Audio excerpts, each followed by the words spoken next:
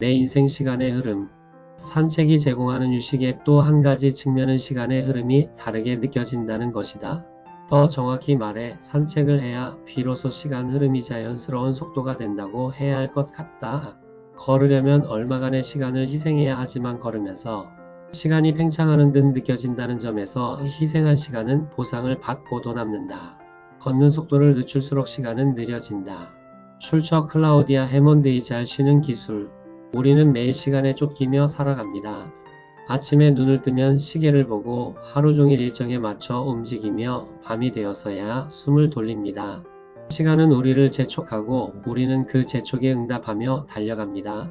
그런데 문득 이런 질문을 하게 됩니다. 과연 이것이 시간의 자연스러운 속도일까요? 아니면 우리가 인위적으로 만들어낸 속도일까요? 클라우디아 해먼드의 말처럼 산책을 할 때 비로소 시간이 자연스러운 속도로 흐른다면 우리는 지금까지 부자연스러운 속도로 살아온 것은 아닐까요? 시간의 속도에 대해 함께 생각해 보시기 바랍니다. 시간은 모든 사람에게 공평하게 주어집니다. 하루 24시간, 일주일 7일, 1년 365일은 누구에게나 동일합니다. 그런데 어떤 사람은 시간이 부족하다고 말하고 어떤 사람은 시간이 충분하다고 말합니다. 같은 시간인데 왜 이런 차이가 생기는 걸까요? 그것은 우리가 시간을 어떻게 사용하느냐, 어떤 속도로 살아가느냐에 달려 있습니다. 빠르게 달리는 사람에게 시간은 항상 부족하고 천천히 걷는 사람에게 시간은 넉넉합니다. 시간의 부족함은 객관적 사실이 아니라 주관적 경험입니다. 여러분은 어떤 속도로 시간을 살아가고 계신가요? 한번 돌아보시기 바랍니다. 현대 사회는 빠름을 미덕으로 여깁니다. 빠른 인터넷, 빠른 배송, 빠른 성과를 추구합니다. 느림은 게으름이나 무능함의 증거처럼 취급됩니다. 그래서 우리는 끊임없이 속도를 높이려 애씁니다. 더 빨리 일하고, 더 빨리 성장하고, 더 빨리 성공하려 합니다. 그러나 이런 삶 속에서 우리는 무엇을 잃어버리고 있을까요? 산책하며 길가의 꽃을 보는 여유, 하늘의 구름을 감상하는 시간, 사랑하는 사람과 천천히 대화를 나누는 순간들을 잃어버리고 있지는 않습니까? 빠름이 항상 좋은 것은 아닙니다. 때로는 천천히 걷는 것이 더 멀리 가는 길입니다. 산책은 단순히 몸을 움직이는 행위가 아닙니다. 그것은 시간과 다시 친해지는 과정입니다. 걸으면서 우리는 자연의 리듬을 느낍니다. 계절의 변화, 바람의 속삭임, 새들의 노랫소리를 듣습니다. 이런 경험 속에서 시간은 더 이상 우리를 재촉하는 적이 아니라 함께 걷는 친구가 됩니다. 해먼드의 말처럼 걷는 속도를 늦출수록 시간은 느려집니다. 이것은 시간이 실제로 느려지는 것이 아니라 우리의 인식이 확장되는 것입니다. 같은 10분이라도 바쁘게 뛰어다니는 10분과 천천히 걷는 10분은 전혀 다른 경험입니다. 후자의 10분이 훨씬 풍요롭고 의미 있습니다. 산책을 통해 시간의 질을 높여 보시기 바랍니다. 시간을 희생한다는 것은 무엇을 의미할까요? 우리는 흔히 산책이나 휴식을 시간 낭비라고 생각합니다. 그 시간에 일을 더 하거나 공부를 더 할 수 있다고 여깁니다.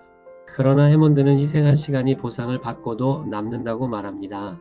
이것은 역설적으로 들리지만 진실입니다.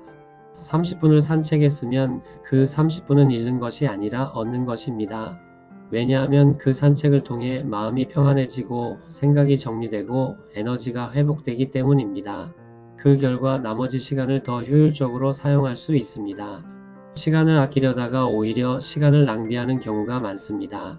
적절한 휴식은 시간 낭비가 아니라 시간 투자입니다. 우리는 시간을 관리하려 합니다. 시간 관리 기술, 생산성 향상 방법 등을 배웁니다. 물론 이런 것들이 중요하지 않은 것은 아닙니다. 그러나 더 근본적인 질문이 있습니다. 우리는 시간을 관리하는 주인일까요? 아니면 시간에 관리당하는 종일까요? 많은 경우 우리는 시간의 종이 되어 있습니다. 시계가 명령하면 우리는 따릅니다. 일정표가 요구하면 우리는 복종합니다. 이것은 건강한 관계가 아닙니다. 시간의 주인이 되려면 때로는 시계를 보지 않고 일정을 잊고 그냥 걸어야 합니다. 산책은 시간의 노예에서 시간의 친구가 되는 훈련입니다. 시간과의 관계를 회복해 보시기 바랍니다. 시간의 팽창을 경험하는 것은 삶의 질을 높이는 비결입니다. 같은 하루를 살아도 어떤 사람은 풍성하게 살고 어떤 사람은 메마르게 삽니다. 차이는 무엇일까요? 그것은 순간을 얼마나 깊이 경험하느냐에 달려 있습니다. 바쁘게 지나가는 하루는 금방 잊혀지지만 천천히 음미한 하루는 오래 기억됩니다. 산책하며 본 노을, 바람에 흔들리는 나뭇잎, 길에서 만난 사람들의 미소 같은 것들이 우리 삶을 풍요롭게 만듭니다. 이런 경험들은 시간을 확장시킵니다. 10년을 살아도 아무것도 기억나지 않는 삶이 있고 1년을 살아도 많은 것이 기억나는 삶이 있습니다. 여러분은 어떤 삶을 선택하시겠습니까? 걷는 속도를 늦춘다는 것은 단순히 육체적 속도를 늦추는 것만이 아닙니다. 그것은 마음의 속도를 늦추는 것입니다. 우리의 생각은 종종 너무 빨리 달립니다. 한 가지 생각이 끝나기도 전에 다음 생각으로 넘어갑니다. 과거의 후회와 미래의 걱정 사이를 오가며 현재를 놓칩니다. 산책은 이런 마음의 속도를 늦춰줍니다. 발걸음에 맞춰 호흡을 하고 호흡에 맞춰 생각을 하다 보면 마음이 차분해집니다. 불필요한 걱정들이 사라지고 중요한 것들이 분명해집니다. 마음이 평온해지면 시간도 평온해집니다. 급한 마음으로는 시간의 자연스러운 흐름을 느낄 수 없습니다. 마음을 천천히 하시기 바랍니다. 시간의 자연스러운 속도를 회복하는 것은 영적 건강과도 관련이 있습니다. 하나님은 우리에게 안식일을 주셨습니다. 안식일은 단순히 일을 쉬는 날이 아니라 시간의 주인이 누구인지 기억하는 날입니다. 우리가 시간을 통제하는 것이 아니라 하나님이 시간의 주인이십니다. 그분은 때를 따라 아름답게 하시고 우리의 삶에 적절한 속도를 부여하십니다. 그런데 우리가 너무 빨리 달리면 하나님의 인도하심을 느낄 수 없습니다. 그분의 음성은 고요함 속에서 들립니다. 산책은 하나님과 동행하는 시간이 될 수 있습니다. 걸으면서 기도하고, 걸으면서 묵상하고, 걸으면서 감사하십시오. 그러면 시간은 단순한 숫자가 아니라 은혜의 통로가 됩니다. 오늘부터 시간의 속도를 바꿔보시기 바랍니다. 매일 조금씩이라도 산책하는 시간을 가지십시오. 처음에는 어색하고 불편할 수 있습니다. 그 시간에 다른 일을 할 수 있다는 생각이 들 수도 있습니다. 그러나 계속하다 보면 변화를 경험하게 될 것입니다. 시간이 더 넉넉하게 느껴지고 마음이 더 평안해지고 삶이 더 풍요로워질 것입니다. 시간은 우리를 재촉하는 적이 아니라 우리와 함께 걷는 친구입니다. 그 친구와 천천히 걸으며 인생을 즐기시기 바랍니다.